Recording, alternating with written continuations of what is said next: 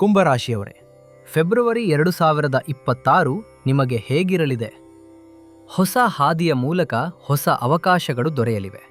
ಈ ತಿಂಗಳು ಬದಲಾವಣೆಗಳನ್ನು ಒಪ್ಪಿಕೊಂಡರೆ ಪ್ರಗತಿ ಖಚಿತ. ವೃತ್ತಿ ಮತ್ತು ಕೆಲಸದಲ್ಲಿ 80% ಪ್ರಗತಿ ಇರುತ್ತದೆ. ಹಣದ ಹರಿವು ನಿಧಾನವಾಗಿ ಹೆಚ್ಚಾಗಲಿದೆ. ದೀರ್ಘಕಾಲದ ಹೂಡಿಕೆಗಳು ಉತ್ತಮ ಫಲ ನೀಡಲಿವೆ. ವೈವಾಹಿಕ ಜೀವನದಲ್ಲಿ 80% ಸಂತೋಷವಿರುತ್ತದೆ. ಕುಟುಂಬದಲ್ಲಿ ನಿಮ್ಮ ಅಭಿಪ್ರಾಯಗಳನ್ನು ಎಲ್ಲರೂ ಒಪ್ಪಿಕೊಳ್ಳುತ್ತಾರೆ. ಅದೇ ಸಮಯದಲ್ಲಿ ಹಿರಿಯರೊಂದಿಗೆ ಸಣ್ಣಪುಟ್ಟ ಭಿನ್ನಾಭಿಪ್ರಾಯಗಳು ಬರುವ ಸಾಧ್ಯತೆಯಿದೆ. ಆರೋಗ್ಯದ ಮೇಲೆ 76% ಗಮನ ಅಗತ್ಯ.